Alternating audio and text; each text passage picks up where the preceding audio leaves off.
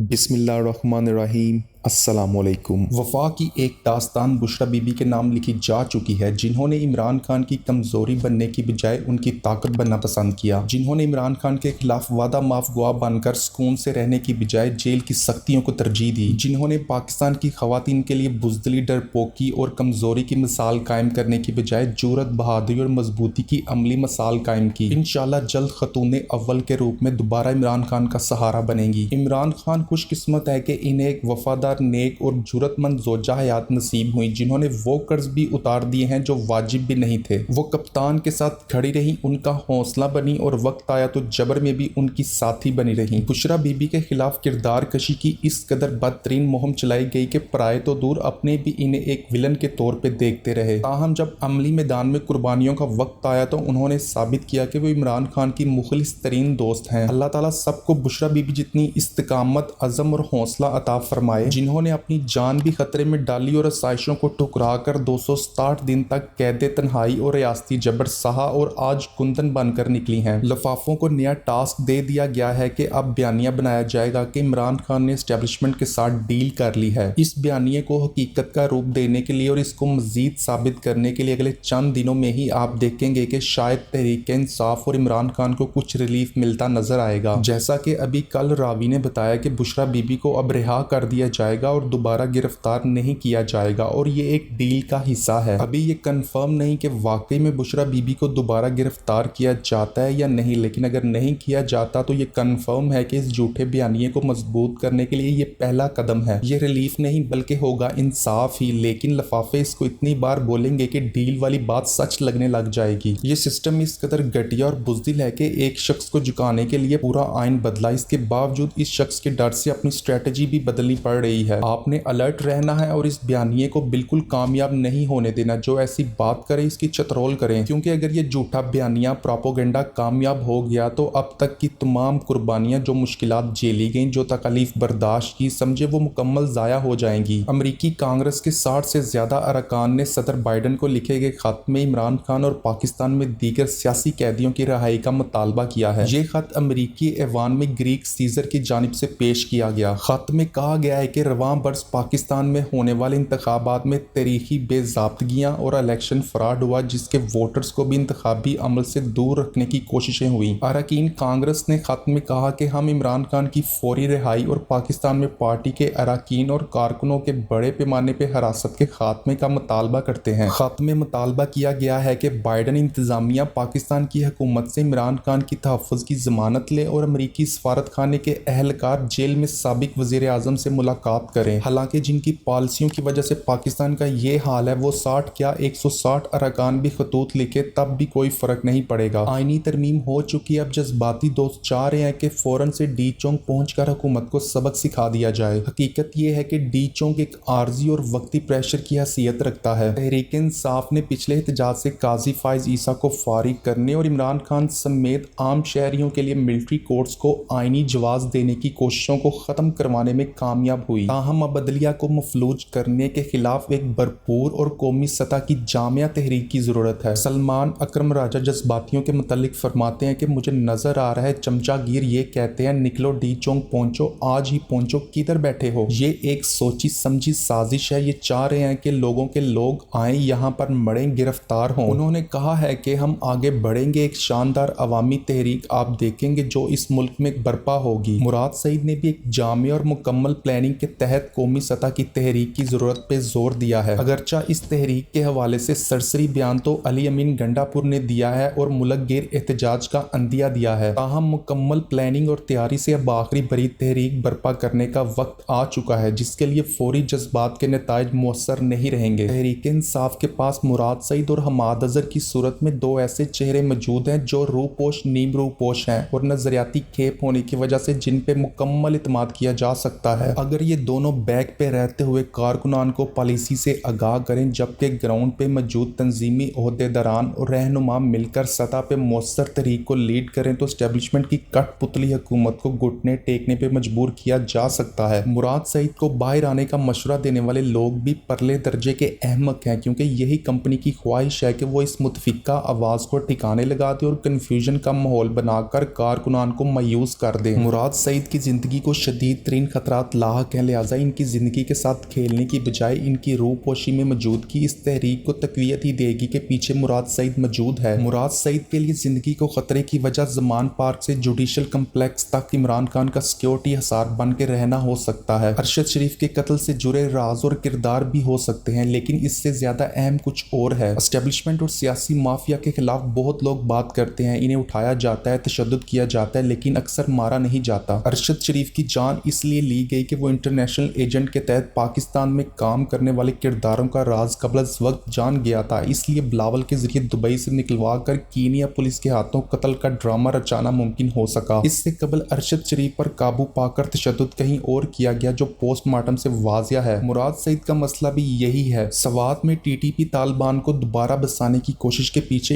International agenda है। General Faiz Hamid की क़यादत में बाजवा की हिदायत पर वफद अफगानिस्तान में टीटीपी से तवील मुज़ाकरात करता रहा, जिसकी असम्बली में ऑन कैमरा ब्रीफिंग पर ख्वाजा आसफ ने भी कहा था कि हमें एक तस्वीर दिखाने की कोशिश की गई कि सवात में सब अच्छा है। ये मुज़ाकरात पीटीआई दौर से हो रहे थे और मुराद सईद इनमें ज़ेरे बहस शराइत से भी वाकिफ थे। इन मुज़ाकरात के नतीजे में सवात में एक दिन अचानक टीटीपी कमांडर्स और जंगजू की वापसी की इतलात मिली तो मुराद सईद लोगों को लेकर बाहर निकल आए। आपको वो शदीद एहतजाज और गर्म तकरीर याद होंगी जिनकी वजह से इन तालिबान को वापस निकाल लिया गया। ये गोया इस इंटरनेशनल एजेंडे पर ज़रब थी जिसका ताल्लुक पाकिस्तान और रीजनल सियासत से था। अरशद शरीफ की तरह ये जुर्म भी नाकाबिले माफ़ी समझा गया। मुराद सईद मुकामी और गैर मुल्की असैसन्स के लिए ओपन कॉन्ट्रैक्ट पर है। हमारी दुआ है कि अल्लाह पाक मुराद सईद की हिफाजत फरमाए।